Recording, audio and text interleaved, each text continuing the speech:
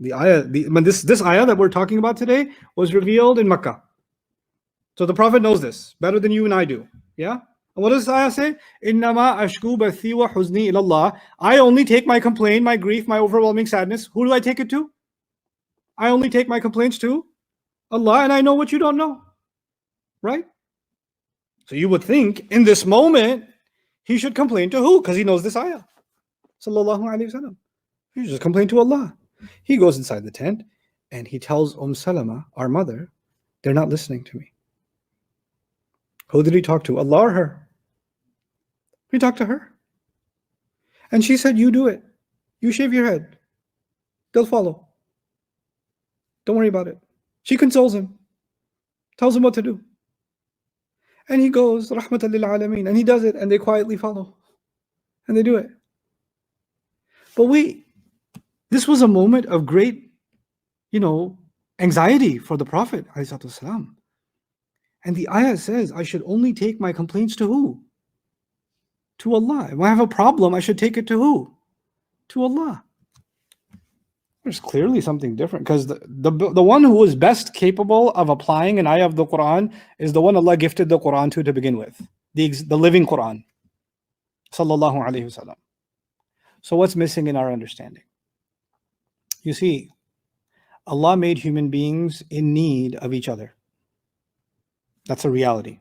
We're called uns. We come from uns. Insan comes from uns. Someone needing and giving affection. A child needs the affectionate hugs of, his or her mother. They need the encouragement of their father. They need the protection and support and understanding of their spouse. Human beings need these things. Sometimes you need a friend. Sometimes you need to talk to someone. Human beings were not created to live in isolation.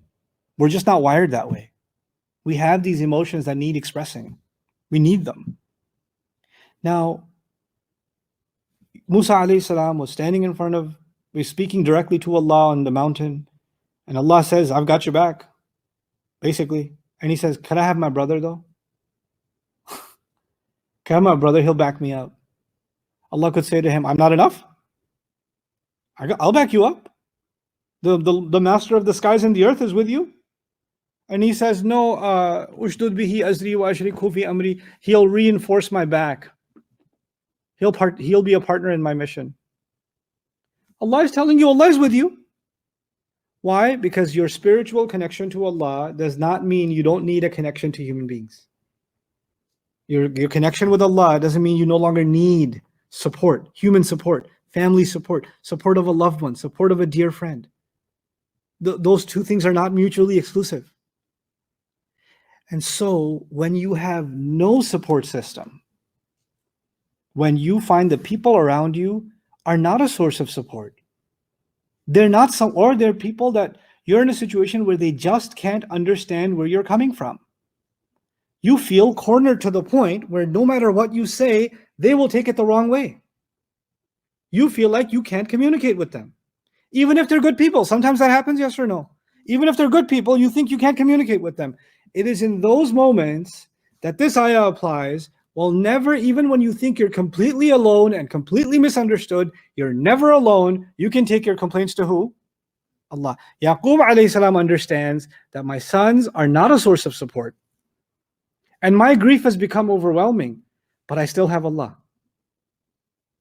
Aisha radiallahu anha has the best parents and the most incredible husband on the face of the earth. But in that moment, our mother feels that she's not able to communicate with them in a way they'll understand. She's cornered. She's frustrated. Because what he said as a husband is something too difficult for her to process. So in that moment, what does she do? She turns back and she says, and in that moment, I knew أَنَّ اللَّهَ مُبَرِّئِي بِبَرَاءَتِي, and I knew as I turned my back that Allah is going to prove my innocence. So what did she do? She turned away from people, even the best people, but she turned towards who? She turned towards Allah.